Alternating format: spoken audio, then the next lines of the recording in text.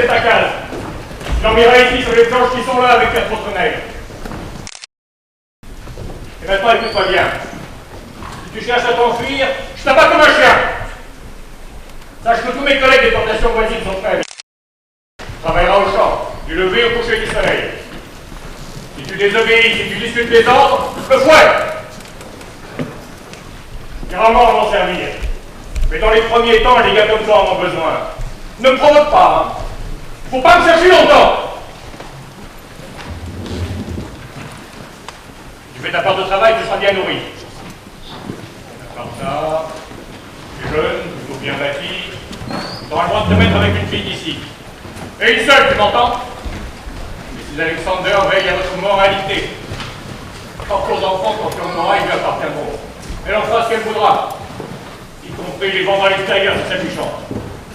Et je ne sais pas pourquoi je m'étends là-dessus. T'en as sans doute rien à faire. Les autres nègres n'avaient aucun sens de la famille. Ah, Moses, tu tombes bien. Lui là, c'est Aaron, un nouveau. Il logera ici avec toi. Tu lui apprendras le métier. Je veux le voir au champ avec toi demain matin. Et que d'ici 2 jours, il abatte la même part pour vous tous. Sinon, tu m'as compris. Oui, monsieur Williams. J'ai bien compris. Je te dis l'essentiel. Moses t'expliquera le reste. Ah, un détail. Il sait parler. Et plutôt bien même, quand tu veux s'en donner la peine. Il manquerait plus que ça.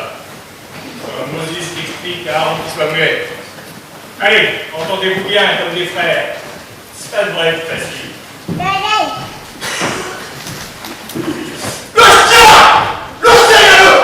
Ces commentaires sur ma famille, sans vous arriver, je dois les tuer. Comment peux-tu pour supporter ça? Continuez à répéter. Nous n'avons pas le choix, Aaron. Il a dit vrai sur les esclaves qui désobéissent ou qui s'enfuient. Je suis né ici, et en 30 ans, crois-moi, j'en ai vu revenir. Leurs cadavres, en travers de la selle d'un blanc, comme un gibier après la chasse. J'ai déjà été un gibier, moi, là-bas en Afrique. Mais j'étais un chasseur, un très bon chasseur. J'aurai ma chance. N'y crois pas trop. Alors, tu viens d'Afrique? C'est vraiment étonnant. Tu parles anglais comme nous qui sommes nés ici. D'autres sont arrivés ces 2 dernières années qui venaient d'Afrique, tout comme toi. Nous avons dû tout leur apprendre. Je ne connaissais rien de tout ça, il y a encore 25 minutes, jusqu'à l'attaque de mon village. Les Arabes des déserts du Nord sont venus à l'eau, à cheval, parce qu'ils avaient déclaré la guerre. Ils ont tué tous ceux qui résistaient. Ils ont pris tout le village, même les enfants, même les milliards. Ils les ont attachés les uns aux autres et les ont conduits jusqu'à la côte. On les pousse dans la côte. Les plus faibles sont morts en route. Et les autres ont attendu le prochain bateau. Mais moi, on ne m'a pas fait partir pour la pêche. J'ai été vendu à une auberge où descendent les Américains qui font escale à la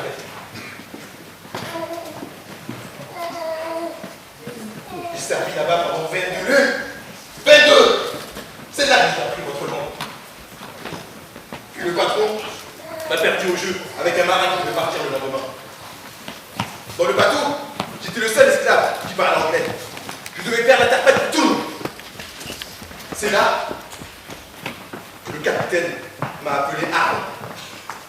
Il a dit que c'était le nom qui lui convenait le mieux. Parce que je parlais à la place des autres. Mais moi, je n'ai pas compris pourquoi. Tu verras, je te l'expliquerai. C'est comme ça que je suis arrivé ici.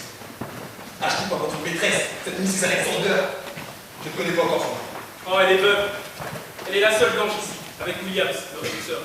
Son fils est élève officier. Il est à l'académie militaire. Où sommes-nous ici? En Virginie ou aux États-Unis? Et qu'est-ce qu'on cultive dans ces champs? Du tabac. C'est une plante qu'on brûle et dont on respire la fumée. Et la Virginie, c'est une partie des États-Unis. Vous avez donné tant de mal à cultiver les plantes et les transformer en fumée. J'ai vu ça là-bas à l'auberge. Je n'ai jamais voulu essayer. Il y a bien des choses que je ne comprends pas encore. Pourquoi ce cochon de Williams faisait des plaisanteries sur Moses et Aaron? D'où viennent ces noms qu'ils ont donnés? Ils viennent de la Bible. C'est le livre de Dieu. Lequel? Le Dieu des Blancs? Notre Dieu, à nous tous. La Bible est la révélation du Dieu unique à tous les hommes. Et aussi l'histoire de son Fils. Il l'a envoyé sur terre par amour pour nous. Et ce Fils nous aimait lui aussi, à tel point qu'il a accepté de mourir pour acheter nos fautes, afin que nous puissions vivre éternellement. Aaron, il n'y a rien qui soit plus beau, et plus fou, et plus vrai que cette histoire-là. J'y crois au plus profond de moi, et c'est de cela que je dis. Ce sont ces démons qui vous ont dit ça? Comment peux-tu croire dans cette histoire? Pourquoi les enseignements-ils le secret d'une vie dernière? Il y a des tas d'amour, alors qu'ils vous traitent comme du bétail. Ce sont des mensonges pour vous endormir. Voilà tout. Aaron, ils y croient aussi. Ils écoutent prêcher ça chaque semaine à l'église. Et leur livre sacré les condamne sans appel, parce qu'ils nous traitent comme du bétail. Ça prouve bien qu'ils n'ont pas inventé tout cela. Il aurait été tellement plus facile de faire concorder leur croyance avec ce qu'ils disent tous les jours.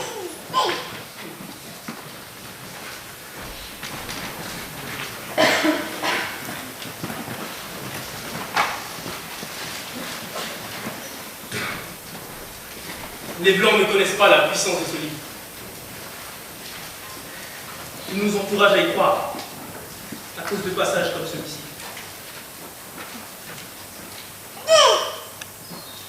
Serviteurs, obéissez à vos maîtres selon la chair, avec crainte et tremblement, dans la simplicité de votre cœur. Moses, tu comprends ça? J'ai vu des blancs s'en servir dans les villes sur le bateau, mais ils n'ont jamais voulu m'expliquer. Ces signes-là, ce sont des mots, n'est-ce pas? Oui, des mots séparés. Et à chaque point, une phrase. Nous n'avons pas le droit d'apprendre à lire ces signes. Et certains ont appris quand même. Ici, nous avons un moyen. L'une d'entre nous qui nous enseigne. William ne doit jamais savoir. Compte sur moi. J'aimerais tant pouvoir moi aussi. Incroyable! Il y aurait des milliers. Raconte-moi encore. Je veux tout savoir. Eh bien, pour commencer, il y a l'histoire du prophète Moses et d'Aaron, son frère, qui parlait à sa place. C'est l'histoire du peuple de Dieu, réduit en esclavage sur une terre étrangère. Et de Dieu qui l'entend, qui vient le secourir, et qui fait des miracles pour lui, Aaron. Des miracles! When Israel was in Egypt's land, let my people go. Oppressed so hard they could not stand, let my people go. Go down, Moses, way down in Egypt's land, Pharaoh, to let my people go. So Moses went to Egypt's land, let my people go. May God Pharaoh understand, let my people go. Go down, Moses, way down in Egypt's land, Pharaoh, let my people go.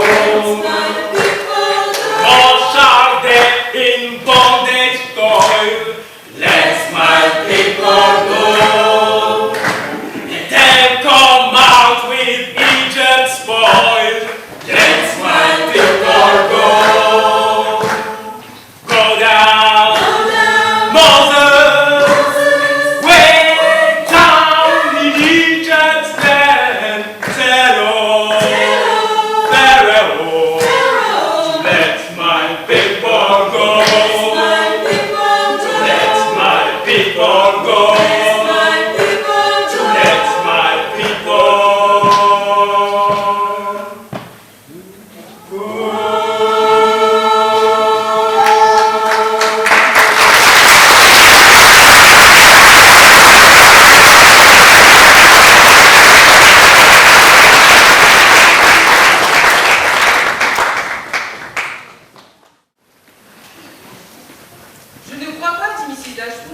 avec un sourire de bonne humeur, que Monsieur Willoughby ait rien à craindre.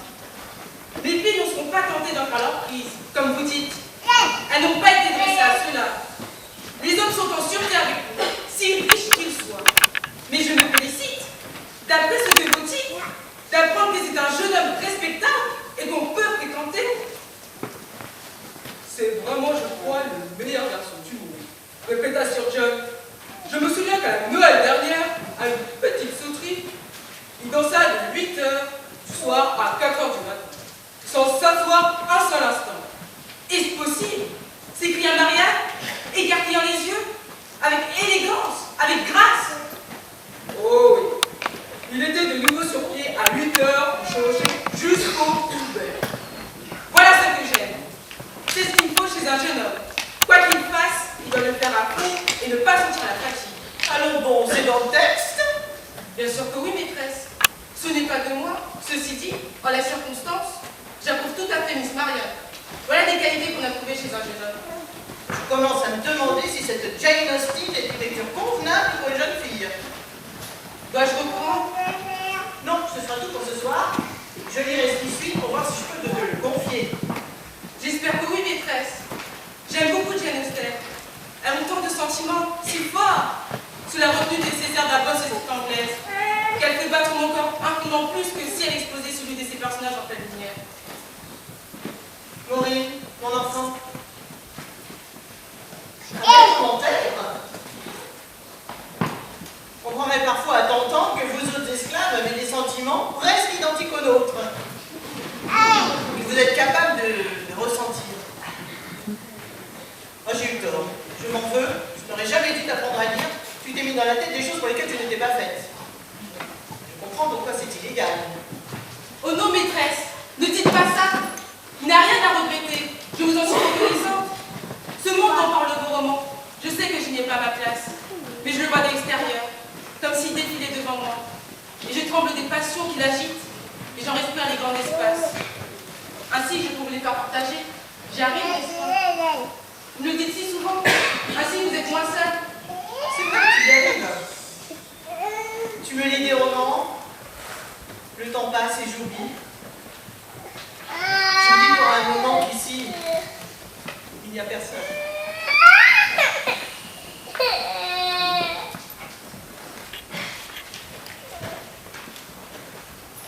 Et voilà désormais à quoi j'en suis réduite.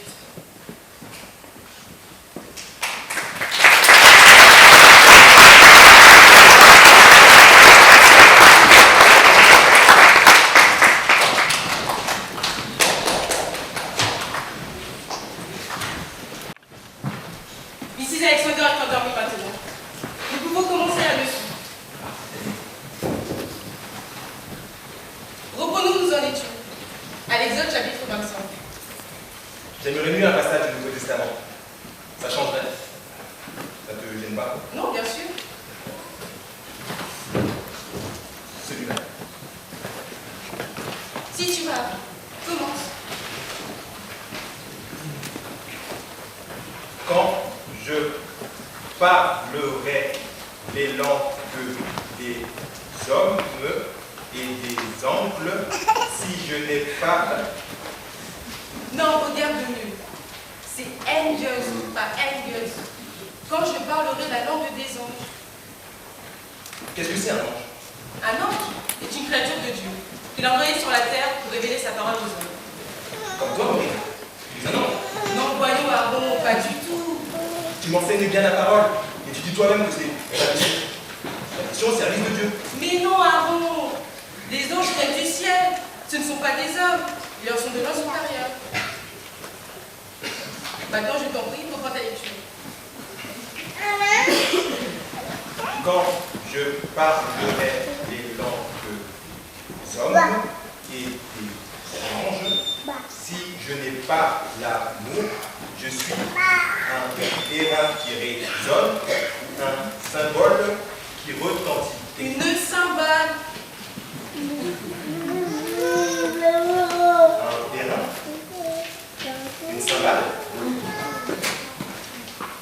Du métal.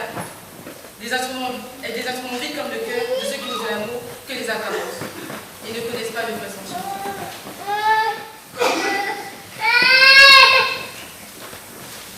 Et quand j'aurai le don de prophétie, la science de tous les mystères et toute la connaissance, quand j'aurai même toute la foi jusqu'à transporter des montagnes, si je n'ai pas l'amour, je ne suis rien.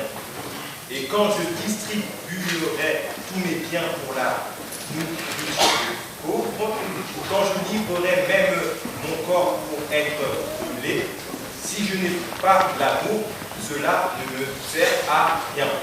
L'amour est patient, il est plein de bonté.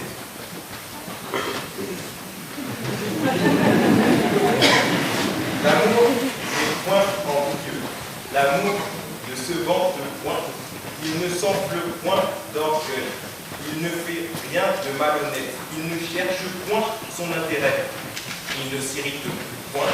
Il ne soupçonne point le mal. Il ne se réjouit point de l'injustice. Mais il se réjouit de la vérité. Il excuse tout. Il croit tout. Il espère tout. Il supporte tout. L'amour ne périt jamais. Tu as fait énormément de progrès. As-tu des questions sur ce passage, sur des mots? Oui. J'en ai deux très importantes. Est-ce que tu prends ce que je viens de lire? Oui, de toute mon âme. Et aussi, peuvent-ils prendre une forme humaine? Ils le peuvent, c'est arrivé. C'est bien ce que je pensais.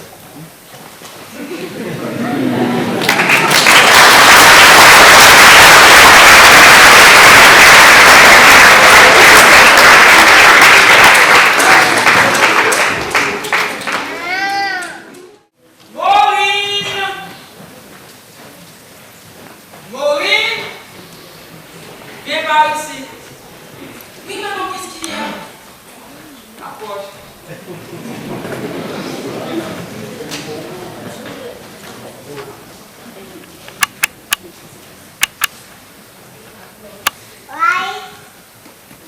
Qu'est-ce que tu penses d'Aaron?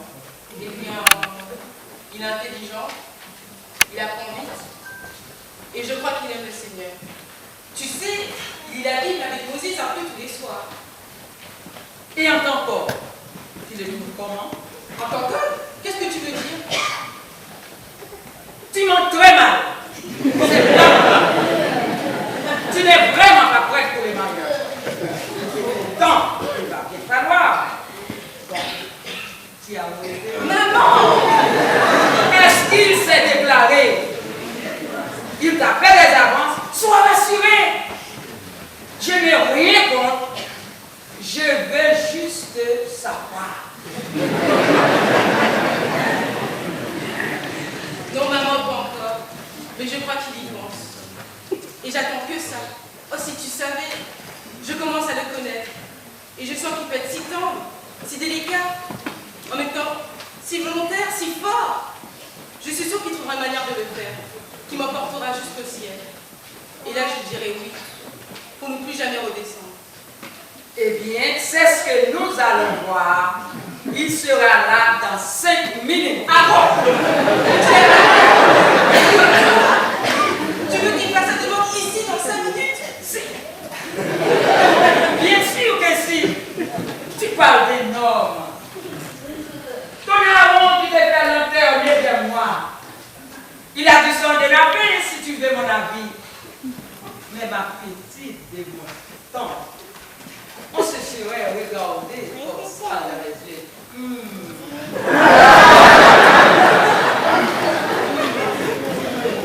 On aurait bégayé.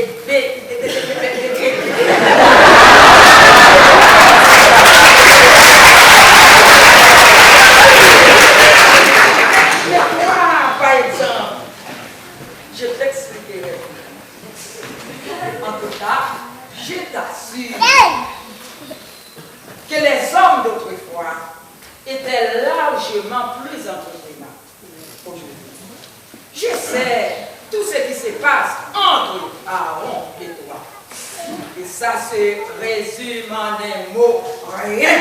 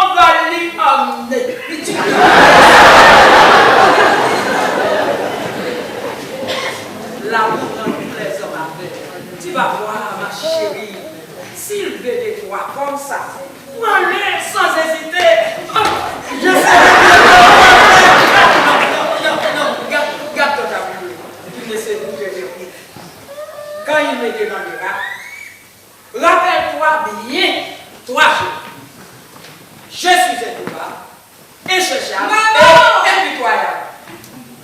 À plus tard. Prends ton temps. Oh non, c'est bon.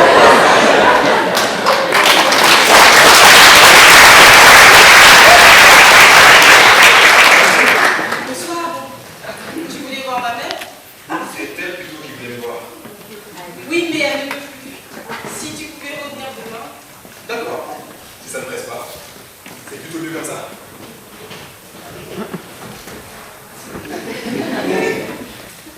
Nous avons si peu l'occasion d'être ensemble.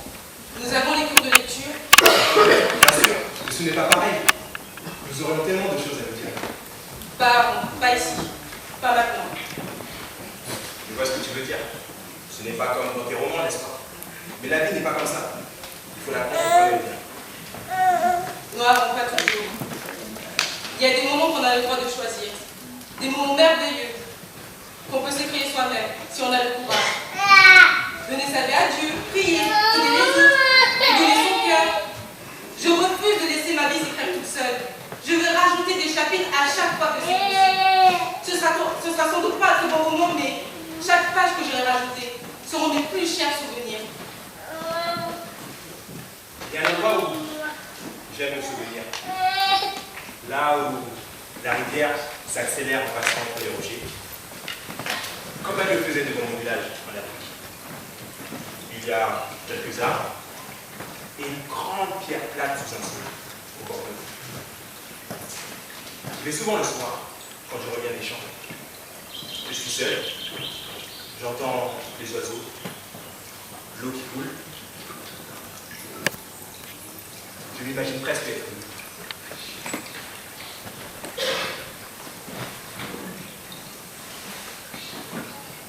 Je connais aussi cet endroit.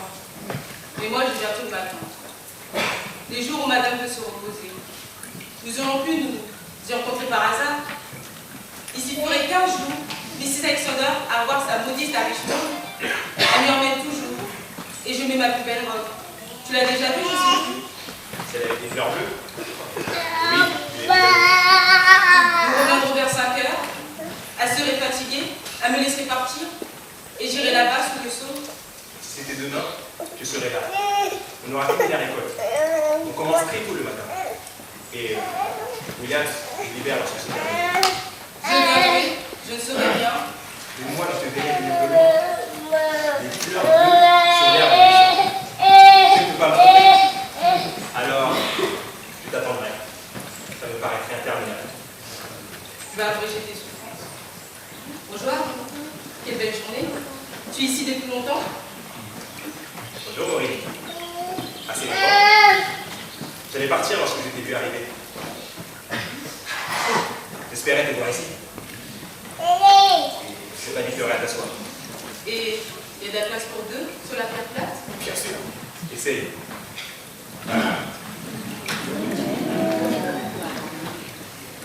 C'est toi qui as raison. Il faut se serrer.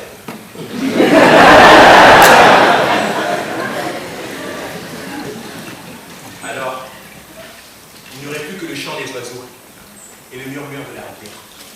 Et nous écouterions pour nous rappeler chaque seconde. Et pour prolonger cet instant, sans le trouver surtout, car il serait unique et si fragile, je te prendrais la main, comme ça.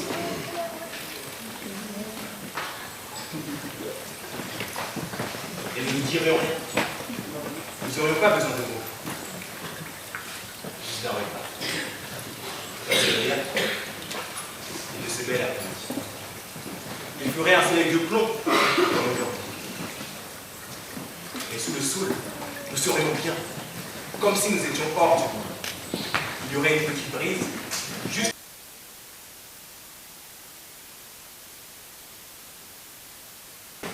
Alors nous nous rapprochons.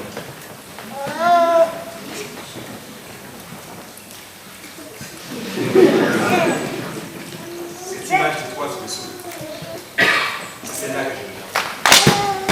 La rivière et le saule, je les vois dans tes yeux. Je m'y vois moi aussi. Tu sais, je suis pas aussi belle. Tu l'es, tu le seras toujours. Et même si tu m'apparaissais dans une robe simple, assise sur la tabouret de la cuisine de ta mère, je ne changerai pas d'avis. La cuisine de ma mère? À quel secteur elle nous a joué? Mais rien. Je ferai tout mon possible pour envoyer mes actions à Richmond. Attends-moi après ton travail. Sous le sol. Et Dieu me fasse que tu rejoignes. La journée de demain me paraît très bien.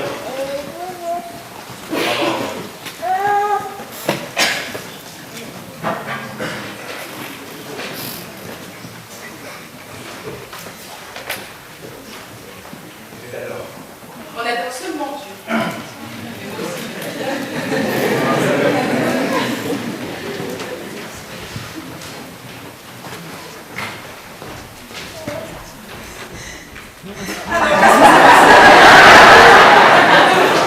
Ce qui s'est passé, mais rien évidemment. Qu'est-ce que tu croyais? Une belle déclaration, ça se fait ici dans la cuisine, comme une tarte aux cerises? Nous étions très gênés, oui, si tu veux savoir. Et à l'avenir, tu me laisseras régler ce genre d'histoire toute seule. C'est bien d'accord? Vraiment, je me demande si tu as compris la moindre chose à l'amour.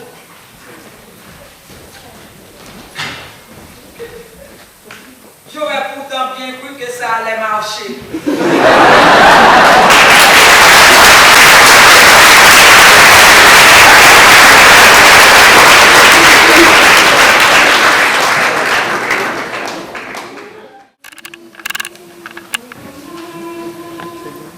Au travail! It's a long job. It's a long job. It's a long gone. It's a long run. Like a turkey to the gun. Like a turkey to the corn. The long gone. The long gone. When my John said, When my John said, and the 10th chapter, in the 10th chapter, if a man die, if a man died, he will live again. he will live again. When I crucified Jesus, When they crucified Jesus the nail to the cross, and they nailed to the cross, the Mary cried, Sister Mary cried, my child is lost. my child is lost. He's long gone. He's long gone. He's long gone. He's long gone. He's long gone. He's long gone. All big eye John, Oh, big eyed John, Mr. John, John, Mr. John, John, oh John, John, oh, John, John, John, John, oh, John, John, he's long gone. he's long John. All big eye John, Moses, Big eyed tu es malade. Tu ne devrais pas être là. John, John, John, John, je tiendrai le coup. Il le faut bien. Tu sais que Williams ne perdait pas ça. Tant qu'on tient debout, on travaille. C'est de la folie, crois-moi. Tu as à peine dormi cette nuit. Si tu travailles par cette chaleur, en plein soleil toute la journée, tu ne tiendras pas, c'est certain. Ne t'en fais pas pour ma santé. Je danserai à ton mariage. Il me reste encore 2 semaines. Allons, vous deux, dépêchez-vous. Pour finir ce chant ce soir, il y en aura d'autres demain. Moses est malade. Laissez-le rentrer. Quand on s'appelle Monsieur Williams! Ces mesdames ne me reviennent pas. Je t'ai jamais fait dire. Quand un celui-là n'est pas malade, il veut juste tirer au flanc. Tant qu'on est debout, on travaille! It's a long John, It's a long John, it's a long gone, it's a long gone. like a turkey to the gun, Like a turkey to the corn, the long gone. the long corn. When my John said, When my John said, and the 10th chapter, in the 10th chapter, if a man die, if a man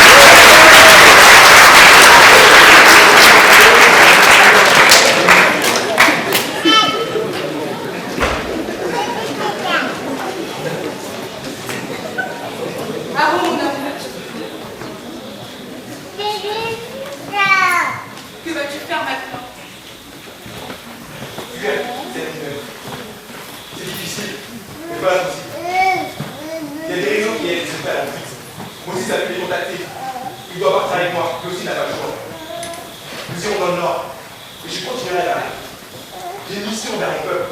Je dois leur dire la vérité. Ils sont le peuple élu de Dieu.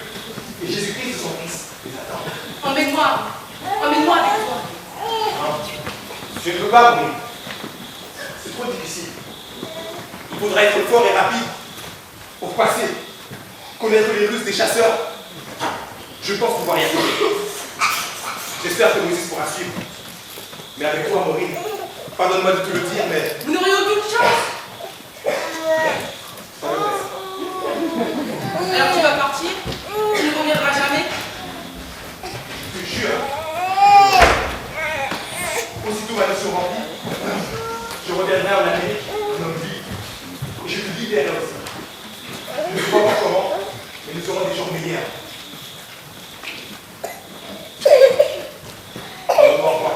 Non, Aaron, c'est trop dur. Je ne peux pas encore.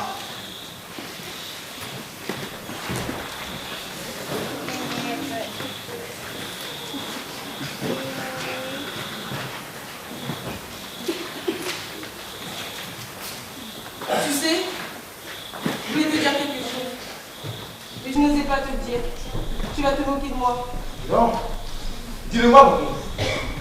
Si cette chose-là te tient à cœur et que tu as peur de la montrer, si c'est une pensée secrète et délicate, alors elle est précieuse pour moi. On ne se verra peut-être jamais plus. Alors, tout ce que je peux emporter d'une fois, il faut me le donner ce soir.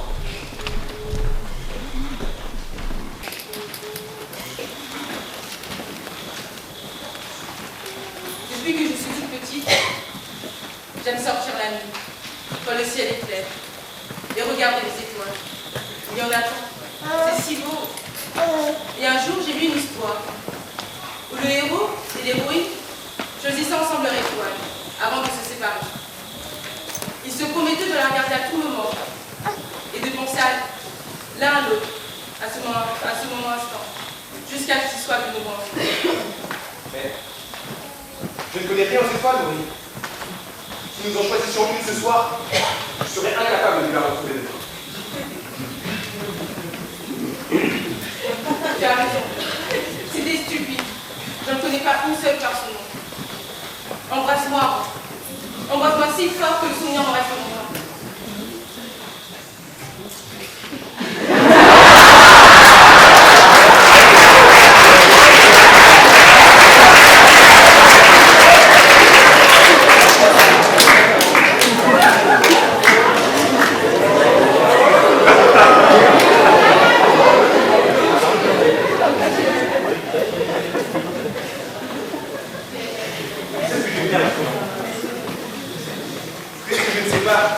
Reconnaître l'étoile de l'autre, je vais leur donner à toute tomber. Chaque lumière dans le ciel s'appellera Maureen. Quelle que soit ma route, j'irai vers Maureen. Mais en gardant toujours cet espoir, tu seras avec moi chaque nuit. Et quand le ciel sera clair, tu le rempliras tout entier.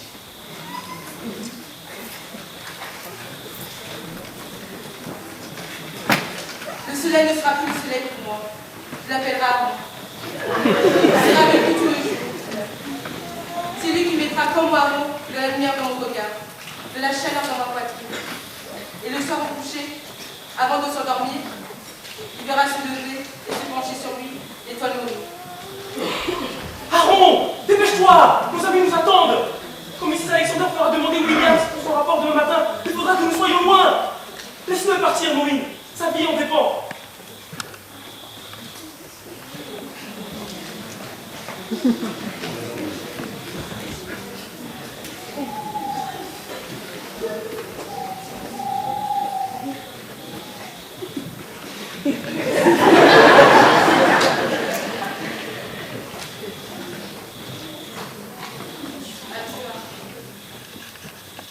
Au revoir.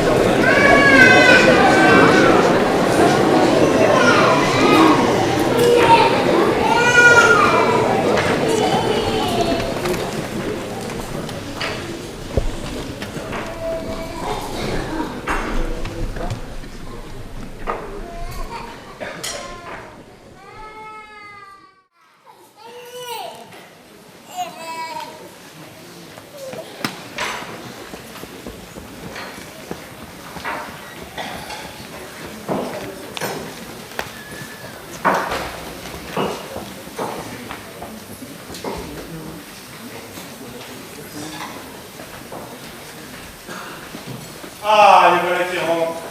Alors, cette journée sur les docks, le travail marche bien? Ça va bien, Dieu merci. Le port de New York est si grand et il y a besoin de tant de parts pour décharger les bateaux qu'on a été mis au travail tout de suite. Personne ne nous a posé de questions. Et la paix, hein, que vous. Vraiment, merci Thomas. Tu sais, il y a 3 ans que j'ai appris l'existence de l'Underground Railroad. C'est un ami d'une plantation voisine qui m'en avait parlé. Il disait que c'était une organisation clandestine qui aidait les esclaves à passer dans le Nord. J'ai été tenté, puis j'ai eu peur. Et maintenant, grâce à vous, nous sommes tirés d'affaire. Non, ne crois pas ça. Sur les docks, il y a des gens sûrs. Vous pouvez travailler là-bas pour le moment. Mais vous êtes toujours à la merci du Fugitive Slave Act. C'est-à-dire que dans l'État du Nord, un esclave du Sud en fuite reste un esclave en fuite. Il doit être remis à son propriétaire sur simple demande de sa part. Tant que votre maîtresse vous fera rechercher, vous serez toujours en danger. Le gouvernement du Nord permet ça? Et oui, c'est même dans la Constitution. Cela ne m'étonne absolument pas. Les Blancs sont solidaires entre eux. À quoi est-ce que tu t'attendais, toi? Il y a toujours de l'espoir. Depuis que tu nous as raconté ton histoire avant, Marie-Anne a son idée sur ce qui t'arrive. Elle pense qu'il y a dans la loi un moyen de vous en sortir. Il y a quelques jours, elle a écrit en Virginie. On verra bien le résultat. Tu penses vraiment qu'il y a de l'espoir? À vrai dire, je ne pense pas.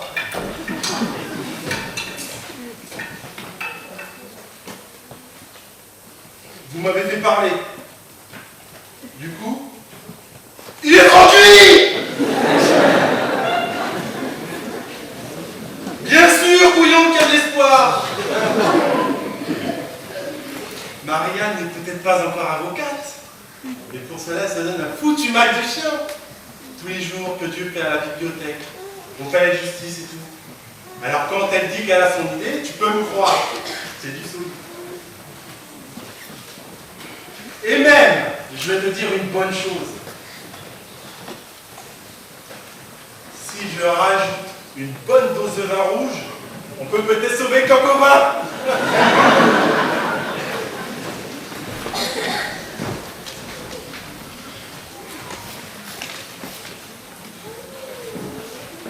Ah, voilà la maîtresse d'océan. Bonsoir, Moses.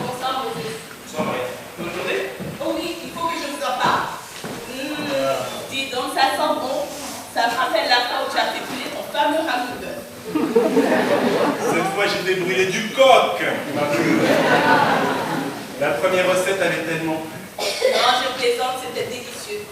Et puis, ça m'aide tellement que tu t'occupes de tout les soirs où les études m'obligent à rentrer tard. Que tu comprennes ma vocation et que tu me soutiennes. Et en plus, tu cuisines très bien. Je sais, je cuisine très bien. Je suis propre, ponctuel, judicieux et très doux. L'essayer, c'est m'adopter. C'est bien pour ça que tu m'aimes, mon chou. Non, pas du tout. Je t'aime parce que tu m'as jamais donné d'ordre comme un esclave, ni obéi comme à une maîtresse, malgré mon fichu caractère. Parce que tu m'as toujours traité en égal.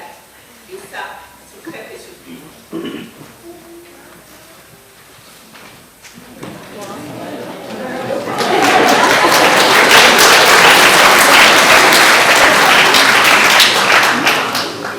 Allons à table, tout le monde.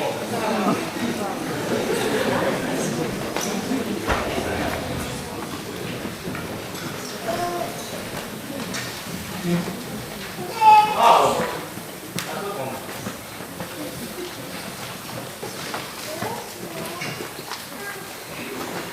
Seigneur, je te rends grâce de nous permettre d'être à New York, d'y avoir un toit, à manger et du travail. Merci pour nos amis Thomas et Marianne et pour tout le réseau de l'Underground Railroad.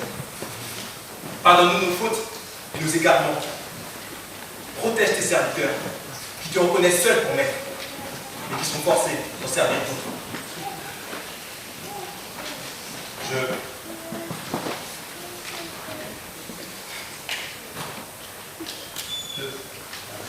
Je te confie mon rythme.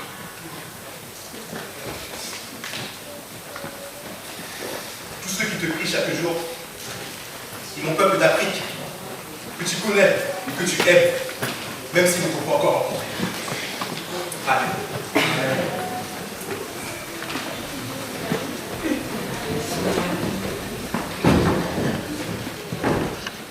Bonne nouvelle! Le coq a repris des couleurs. Et j'en ai une autre. J'ai eu la réponse de la Virginie, mon correspondant du Brownwood. Elle confirme tout ce que je pensais. C'est-à-dire?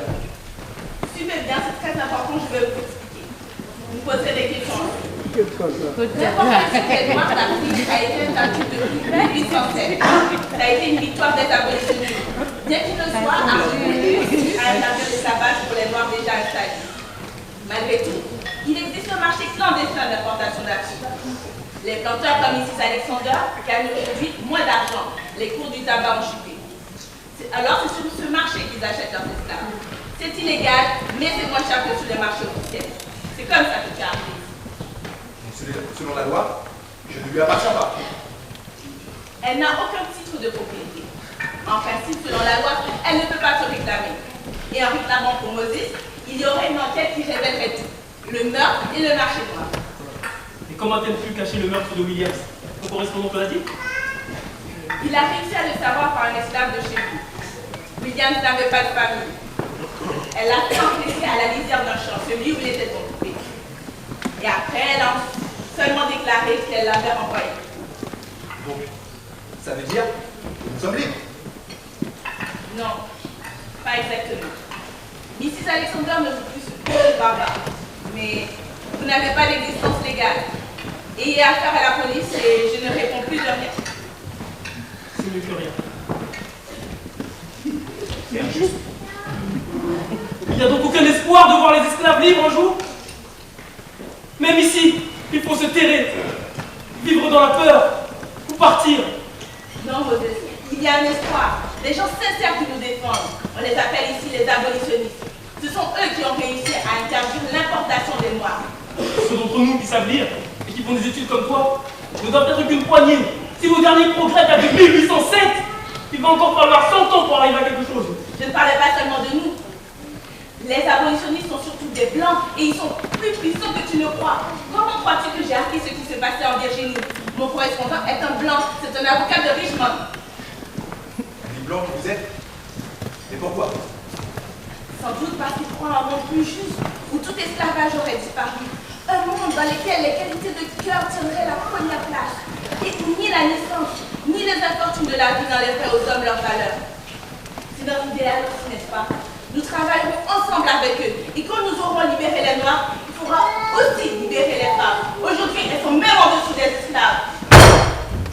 Je ne partage rien avec ces démons. Surtout pas mes idéaux. Je t'entends, mais je ne peux pas te croire. Va voir par toi-même. Toi aussi, Moses. Je veux bien. Ça vaut le coup d'explorer toutes les pistes, surtout si l'horizon est sombre. Tu viens avec moi, Aaron? On verra. J'ai réfléchi. Maintenant, excusez-moi, je monte. Je me sens un peu fatigué. Bonne nuit, Aaron. Repose-toi bien. Lui, fatigué. C'est étonnant. Il est plus solide que nous tous. Non, il n'est pas allé dormir. Il monte pour penser à mourir. Je l'ai vu faire plusieurs fois, lorsqu'il me croyait endormi. Il glisse dans notre chambre, sans faire le moindre bruit. Il ouvre la fenêtre, et puis il lève les yeux. Les étoiles sont là, immobiles, toutes devant lui dans l'obscurité. Elles sont belles et inaccessibles. Pépites d'or dans la mine insondable du ciel. Lointaine et perdue, comme Moïse, esclave au beau milieu de la terre des esclaves. Il tend la main. Il dit son nom. Il dit son nom d'une voix. C'est très dur de ne pas pleurer. Je parle de lui et de moi. Alors je me tourne de l'autre côté. Je ne veux pas qu'il pense que je l'observe. Le fou. Avoir besoin d'espoir à ce point-là et le refuser par fierté.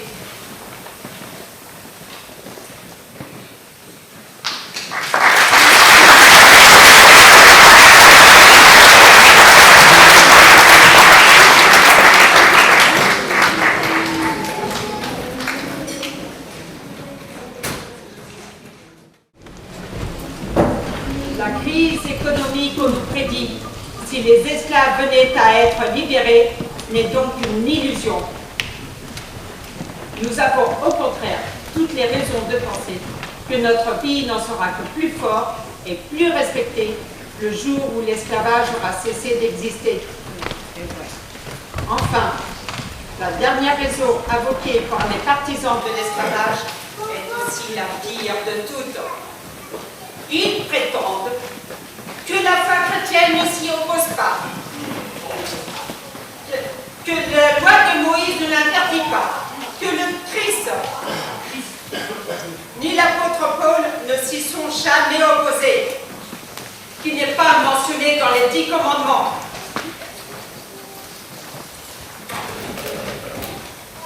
Ils disent même qu'à travers l'esclavage, les Noirs ont eu accès au message de l'Évangile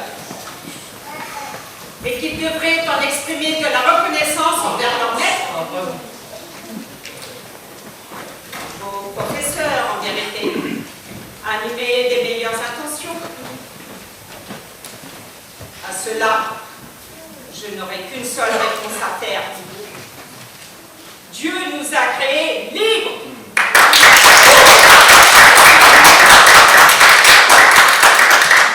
Pour notre malheur peut-être, puisqu'Adam et Ève, les premiers d'entre nous, ont profité de leur liberté pour s'éloigner de lui.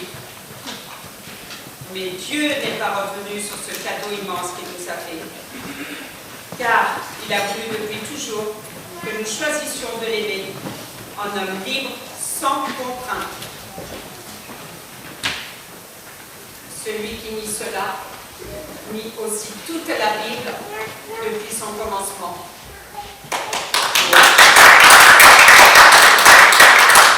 Écoutez, ils ont l'air sincères. J'hésitais à croire Marianne, mais je ne sais plus trop quoi penser. Tu as peut-être tort, Harry. Il y a du bon en nous, au moins chez ces gens-là. Et tout cela, c'est du bon. Comment peut-il être aussi bête? Ils ont l'intérêt là-dedans. Un intérêt que je ne connais pas encore, mais certainement pas le nôtre. Peut-être de l'argent. Ah bon. Avant de terminer, Tais-toi, ça commence. j'aimerais vous lire un passage de l'Écriture. Il se trouve dans l'Évangile de Matthieu, chapitre 22, versets 34 à 39. Les pharisiens, ayant appris qu'il avait réduit au silence les Sadducéens, se rassemblèrent. Et l'un d'eux, docteur de la loi, lui fit cette question pour l'éprouver. Maître, quel est le plus grand commandement de la loi? Jésus lui répondit, tu aimeras le Seigneur ton Dieu de tout ton cœur, de toute ton âme et de toute ta pensée. C'est le premier et le plus grand commandement. Et voici le second qui lui est semblable. Tu aimeras ton prochain comme toi-même.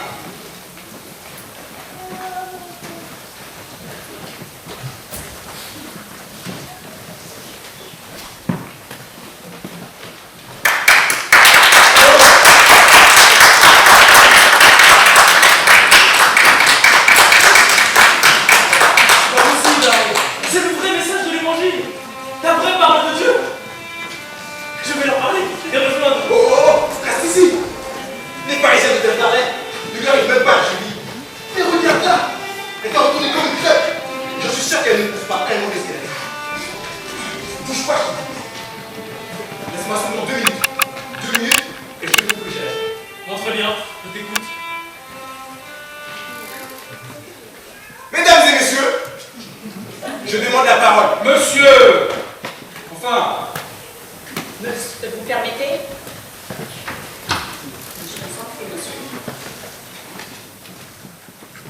Si nous devons nous libérer, cela viendra de nous et de Dieu qui nous voit. Nous n'avons pas besoin de l'aide de nos oppresseurs. La seule chose que je veux entendre de vous, ce sont vos raisons. Ce qui vous pousse à prendre la défense de mon peuple, auquel vous n'appartenez pas, et dont vous n'imaginez pas un instant les souffrances. Monsieur, Jésus est venu pour tous les hommes. C'est ce qu'il nous a dit. Il nous a dit aussi qu'il fallait nous en souvenir si nous voulions le suivre. Vous parlez bien, vous parlez comme la Bible, mais vos actes sont différents, comme ceux de tous les plats.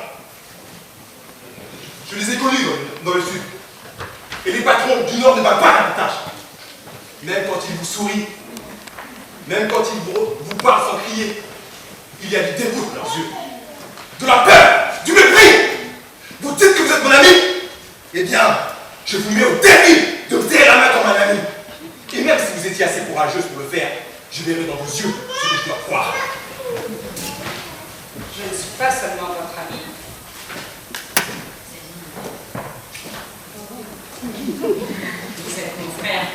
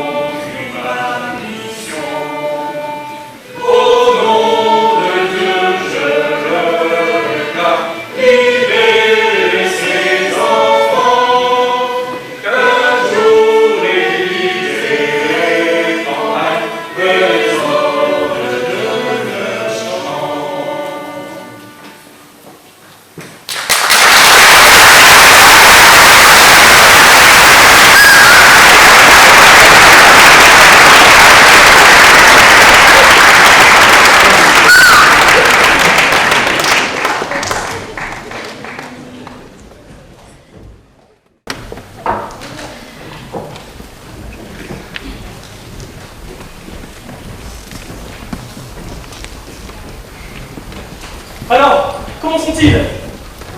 En deux étapes. Affamé, transi, et encore sous le choc. C'est combien lundi cette fois? 3. Ils étaient 8 au départ, tous de la même famille. Les autres se sont fait tuer dès le début de leur fuite par la patrouille confédérée. 5 esclaves et 2 membres de notre organisation. Diaz Wallace et sa femme Candy.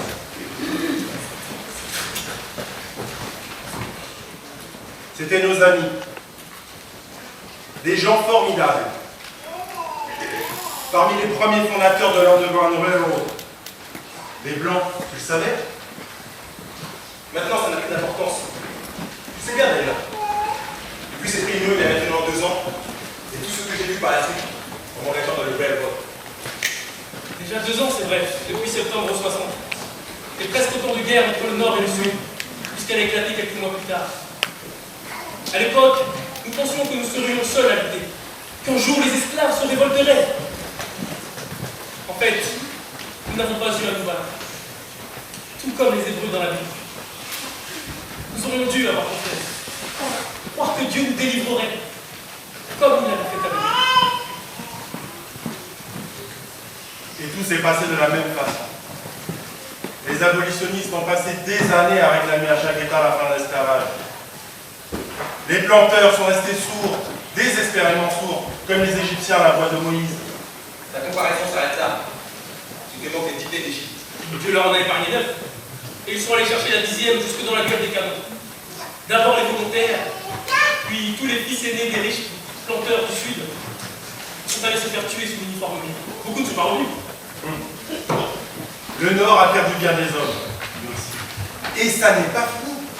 La guerre s'éternise. Le Sud a les meilleurs soldats, d'excellents généraux, et ils mènent une lutte acharnée. Les armées du Nord sont les plus nombreuses, et elles ont derrière une puissante industrie. Surtout, elles dépendent d'une cause juste. Et voilà pour une cause juste. Tous les généraux sont des ânes.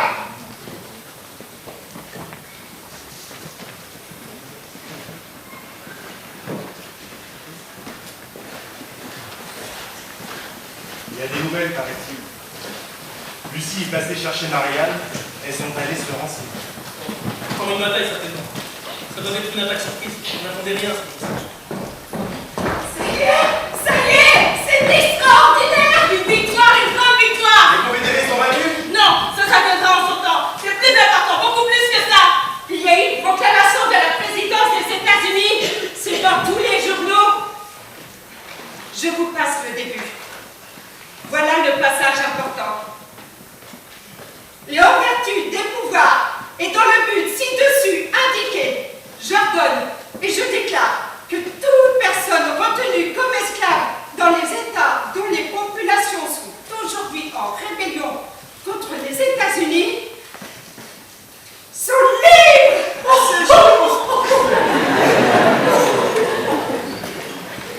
Et que le gouvernement exécutif des États-Unis, comprenant les autorités militaires et navales, reconnaissent et maintiennent la liberté des dites personnes. J'enjoins aux personnes ainsi déclarées libres de s'abstenir de toute violence, excepté dans le cas de légitime défense, et je leur recommande de travailler loyalement autant qu'elles le pourront, moyennant des salaires raisonnables. Je déclare de plus et je fais connaître que ces personnes, si elles se trouvent dans les conditions convenables, seront acceptées dans le service de l'armée des États-Unis pour former les garnisons des forts, pour garder les positions, postes et autres places, ainsi que pour servir à bord des navires de guerre de toutes sortes. En agissant ainsi, je crois sincèrement accomplir un acte de justice, rester dans les prescriptions de la Constitution, obéir aux nécessités militaires, et j'invoque le jugement réfléchi de l'humanité et la grâce du Tout-Puissant. Washington, ce jeudi 1er janvier 1863. Et c'est signé Abraham Lincoln.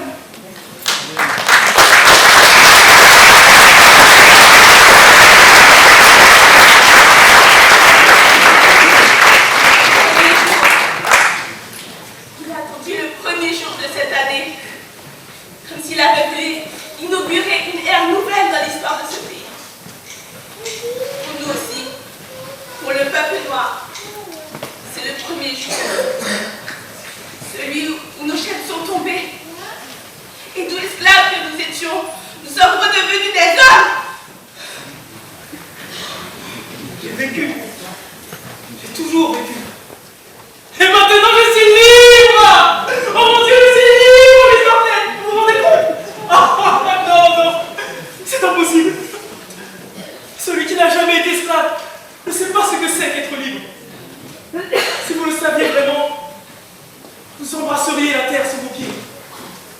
Le chemin, la route qui vous mène aussi loin que vous pouvez aller, aussi loin que vous osez marcher. Vous aimeriez votre existence, quoi que l'avenir vous réserve. Parce que désormais ce destin, c'est le vôtre.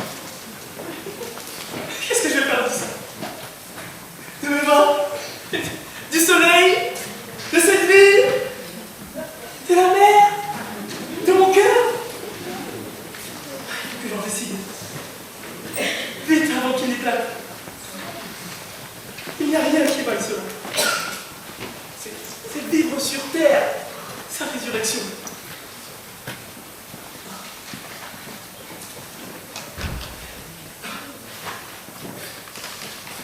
Oh mon Dieu! Pardon! Pardon!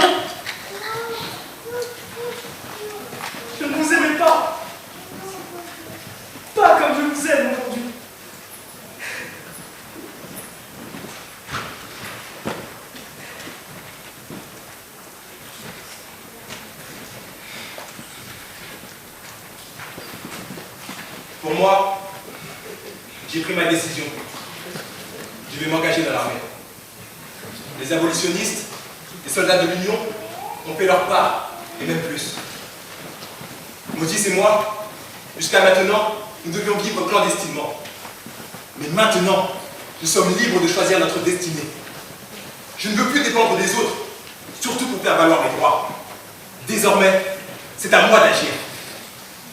Dieu m'avait donné de nombreux présents.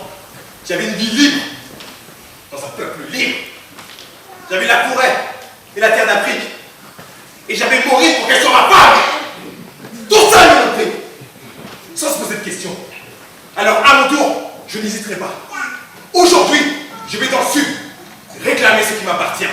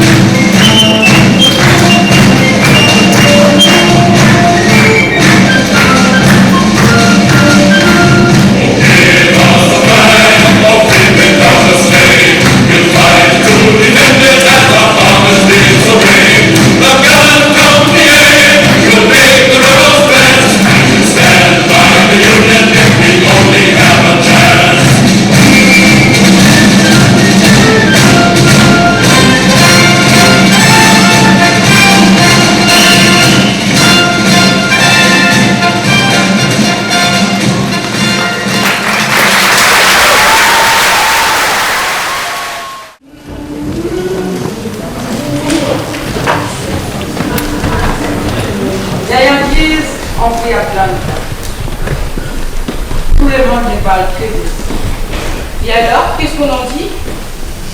Ils seront bientôt par ici. Ils seront tous morts pour qu'on sera libre et que les terres de nos maîtres seront distribuées pour qu'on sera plus pauvre car personne ne sait rien, sauf ils seront bientôt là. On s'est dit qu'après Atlanta, ils sont à 3 jours de cheval. Elle se trompe lourdement. C'est beaucoup plus loin que ça. L'armée de Sheridan sera bien là à travers la vallée de Shenandoah. Mademoiselle en sait plus que les amis de sa mère. Ma aussi, elle a 3 fois ton âge et 10 ans d'expérience. Quelle expérience peut-elle avoir, Rosie? Elle n'est jamais sortie d'ici. Mais toi non plus, ma fille. Écoutez-moi donc ça. D'où est-ce que tu en saurais plus? Je les ai vus sur les cartes. Mrs. Alexander sur les opérations. Elle s'inquiète pour son fils. Tu vois ça dans les cartes? Loin de moi, plus perdu. Les tarots, la bonne aventure. Dieu nous l'a interdit. C'est une sale abomination. Mais non, maman, ce n'est pas ce genre de cartes. Ce sont des cartes géographiques. Et ça va pas sur les choses.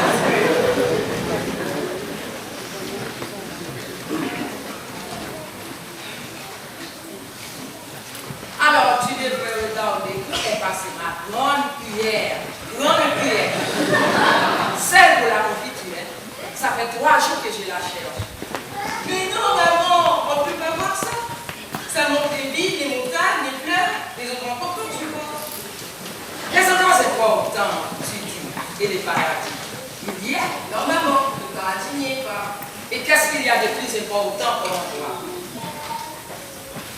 Mademoiselle. Ouais, c'est ce que je pensais. C'est bien.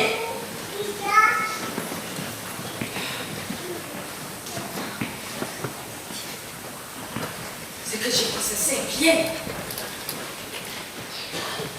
Ça sert à rien, ces trucs-là. Au lieu de combrer la terre, tu ferais mieux d'apprendre avec moi ce qu'une femme doit vraiment savoir. C'est-à-dire?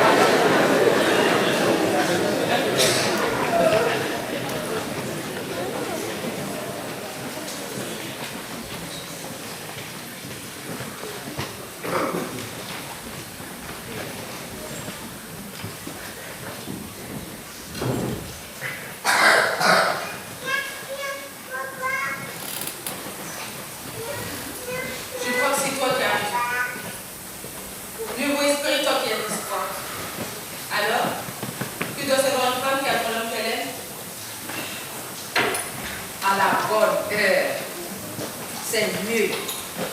Te voilà devenu raisonnable. Eh bien, c'est justement la première des choses à savoir. Avec les hommes, il faut toujours garder sa tête. Tout d'abord, qu'ils savent très bien nous la faire perdre. Ensuite, parce que même, n'en a pas plus lourd que moi. Tu exagères. Mon amour est très intelligent. Tu ne l'as jamais vu en coup. Crois-moi, ça va changer.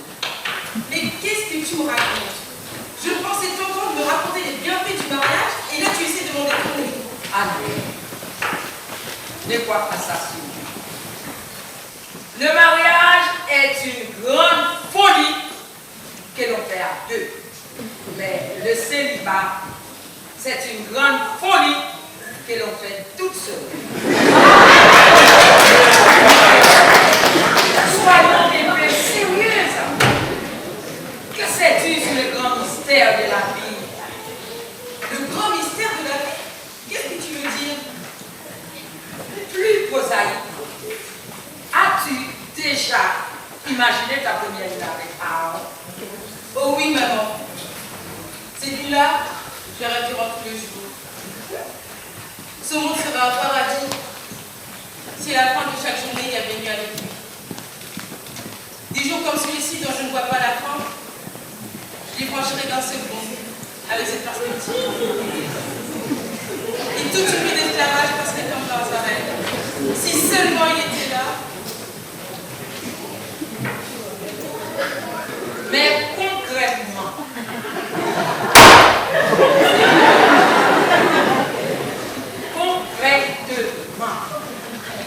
pas dans la tête des biens. Sais-tu bien comment ça se passe? Eh bien, j'ai une vague idée. Tu vis des animaux. Alors, puisque tu me parles des animaux,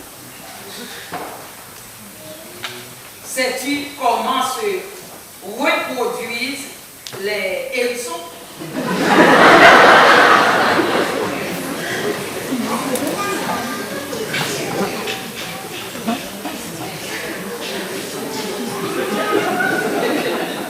Non, je ne vois pas. Ils se reproduisent avec révolution. Ça, c'est la première leçon.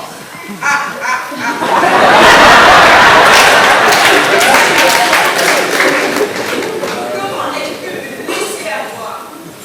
Tiens, voilà le témoignage. Et là, arrête-moi ça. Le respect qu'on doit à sa mère.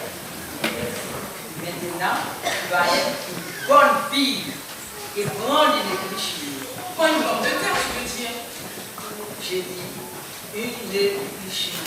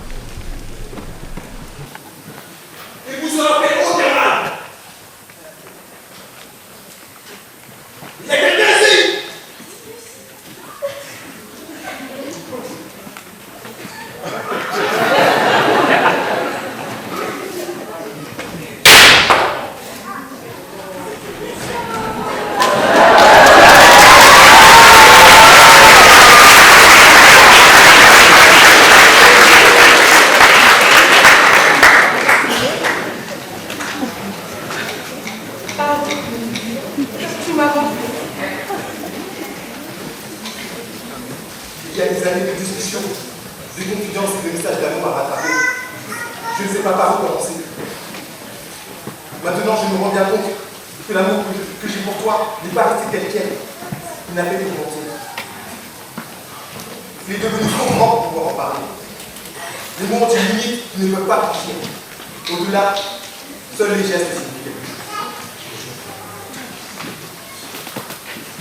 Comment as-tu fait pour venir ici à vous? Tes officiers t'ont-ils permis de venir me chercher? Tu ne t'es pas enfui, dis-moi. Non. Les hommes sont avec moi. Nous sommes là en mission. Depuis que Lee a signé la capitulation du Sud, la guerre devait être finie. Mais il y a encore des irréductibles. Des hommes qui n'ont plus rien à perdre, qui pensent avoir beaucoup à gagner. Ce sont des enragés, des pillards. On en a signalé une bande par ici. On ne sait pas de telles espèces qui sont. Et on doit les empêcher de venir.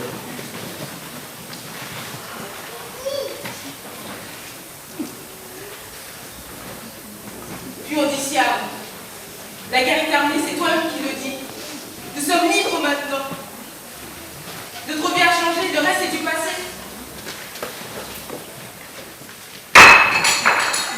Il y a quelqu'un ici. Mais non! Je te jure, il n'y a personne. Couche-toi. Arrête! Laisse-moi faire. Il n'y a personne. Laisse-moi faire, c'est bon. Sortez de mon l'air. Vous n'avez aucune chance.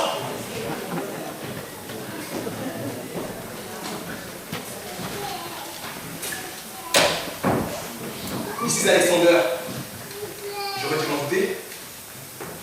Ne lui fais pas de mal. Elle a été une bonne maîtresse durant toutes ces années. Il n'y a pas de maîtresse. Posséder quelqu'un est mauvais en soi. Toi, tu vivais dans la maison, mais nous qui travaillons dans les champs, nous avons d'autres souvenirs. Elle pouvait s'offrir l'illusion de garder les mains propres. Williams faisait pour elle toute la sale besogne. Et elle était bien faite pour ça. Tu peux me voir. Sans ça, elle aurait renvoyé Williams comme elle a fait pour Maurice, son prédécesseur. Il a laissé de meilleurs souvenirs. Il n'a même pas tenu 1 an. Il n'avait pas ce rendement. C'est bien ça? Il y avait d'autres raisons. Oui, mais c'était la raison principale. Il y avait d'autres raisons de renvoyer Williams. La cruauté gratuite, le viol, le chantage et l'alcool. Mais vous n'avez rien fait.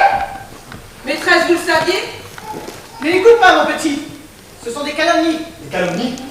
Vous seriez prête à me jurer sur la vie que vous donnez? Je n'ai pas à me justifier devant un esclave fugitif. Vous pouvez être mon bourreau, puisque visiblement vous êtes revenu pour ça, mais vous ne serez jamais mon juge. En ça, vous avez bien raison. C'est Dieu seul qui vous jugera. Mais je ne suis pas certain que vous gagnerez vos chances. J'en ai maintenant assez entendu. Faites de moi ce qui vous plaira et prenez ce que vous voudrez. Ça ne changera pas grand-chose. Ma vie est tout ce que je possède et tout est inutile désormais. Je sais pourquoi vous dites cela. Je regrette pour votre fils. J'ai appris moi aussi qu'il était tombé lors de la défense de Savannah. Non, vous ne regrettez rien du tout. Détrompez-vous, madame. Je sais ce que ça fait d'être seul. Et je l'ai su bien avant vous. J'avais une famille, moi aussi, en Afrique. C'est votre revanche. Prenez-la, je ne la discuterai pas. Je n'oublierai jamais ce que vous avez subi, mon peuple et moi. Ça marque un homme pour toute une vie.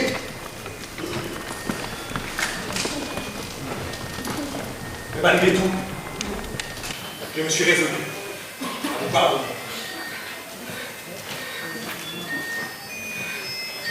Je pardonner? Pourquoi? C'est ce que j'ai de mieux à faire pour que les choses puissent changer. Pour que nous puissions vivre ensemble. Contre la haine, il y a la haine. Contre le mépris, un mépris plus grand. Contre l'amour, il n'y a pas d'arme.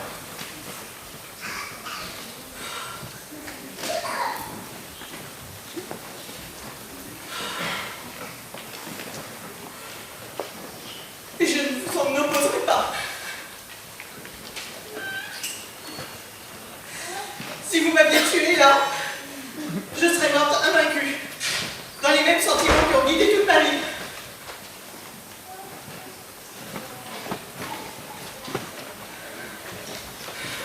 Mais je commence à croire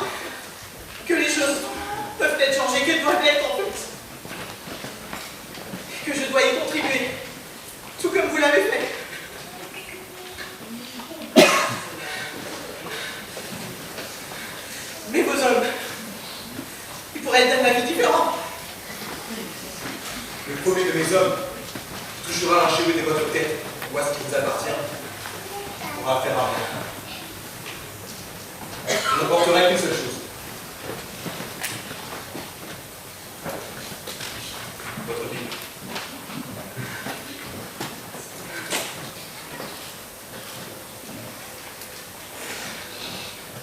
Et je vous donne la mienne en échange. Lisez-la, Mrs. Alexander. Vous verrez que c'est la même. Pour vous, comme pour moi, c'est la même.